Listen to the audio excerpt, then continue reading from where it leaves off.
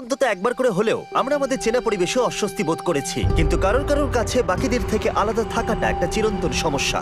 Autism এবং down সিনড্রোমের মতো বুদ্ধি এবং বিকাশের দিক থেকে প্রতিবন্ধী মানুষেরা অন্যদের থেকে আলাদা হয়ে বাঁচতে বাধ্য হয় এবং সমাজ থেকে সম্পূর্ণরূপে বিচ্ছিন্ন হয়ে পড়ে। যদিও তারা অন্যদের থেকে অনেকটাই আলাদা, তবুও তারাও মানুষ। তাদের বেশিরভাগের কাছেই সেই সুযোগটুকু পর্যন্ত থাকে না যা আমাদের কাছে থাকে। তাই আমরা ড্রিম রাইডের কাছে গেলাম, একটা উইকেন্ড যেখানে তারা একটা নিরাপদ জায়গা পায় আর এই সমস্ত প্রতিবন্ধীদের এমন ফিল করানো হয় যাতে তাদের মনে হয় তারা সমাজের একটা অংশ। তাই আমি বিচ ফিলান্থ্রপি ক্রিস্টেনকে পাঠালাম কানেকটিকাতে এই ইভেন্ট সম্পর্কে আরো বেশি করে জানতে। আর ওখানে গিয়ে আমাদের জেলির সাথে দেখা হলো। And action. আমার নাম হলো জেলি অ্যাভেন্টাজাদো। আমার মাকে আমি খুব ভালোবাসি আর মা হলো আমার বেস্ট ফ্রেন্ড। যখন জেলির জন্ম হয় তখন আমি একটা এমন সম্প্রদায় খুঁজছিলাম যেখানে আমি জানতাম যে তাকে গ্রহণ করা হবে।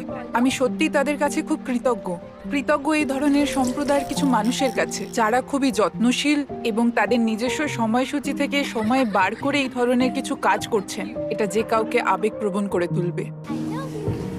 I love you. আমি তোমাকে খুব ভালোবাসি।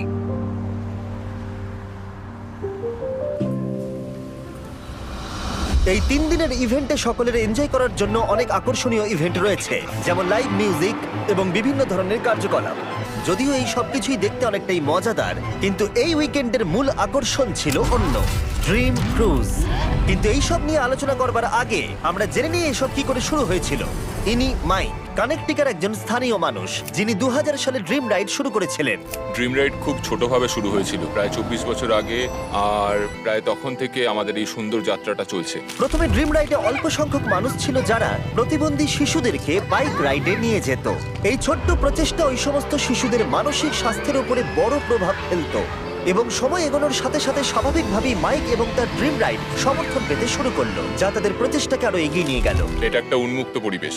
এটা এমন একটা জায়গা যেখানে তারা আসে এবং সম্মানিত হয়। এখানে তুমি কে, কেন, কোথা থেকে আসছো ম্যাটার করে না। এখানে প্রত্যেকেই সমান, আর এই অনুভূতিটুকুই ওদের দিনটাকে আরো সুন্দর করে তোলে। এটা একটা সত্যিই সুন্দর অভিজ্ঞতা।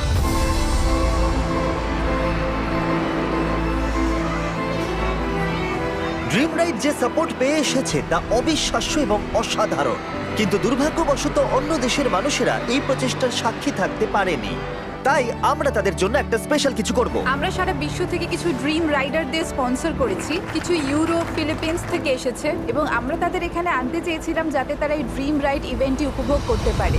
তারপর আমরা দেখা করলাম আমাদের একজন ইন্ডিভিজুয়াল স্পন্সর জ্যাকের সাথে। আমার নাম জ্যাক হেল আর আমি সাউথ হামের ডেভন থেকে এসেছি। আমি এই জায়গাটাকে খুব পছন্দ করি।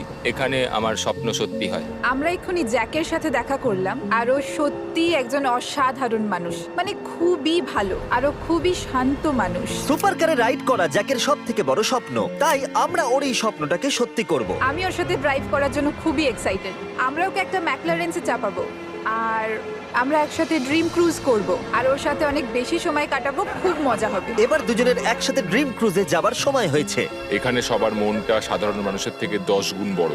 স্টেট পুলিশ সমস্ত রাস্তা বন্ধ করে দেয়, আর এখানে প্রত্যেকেই মন থেকে চায় যেন এখানে সবাই আরো ভালো করতে পারে।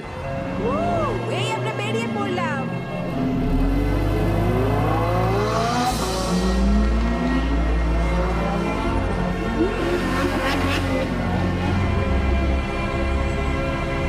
আমি খুব নার্ভাস। আমি তোমাকে নিয়ে ক্র্যাশ করতে চাই না। কিছু হবে না।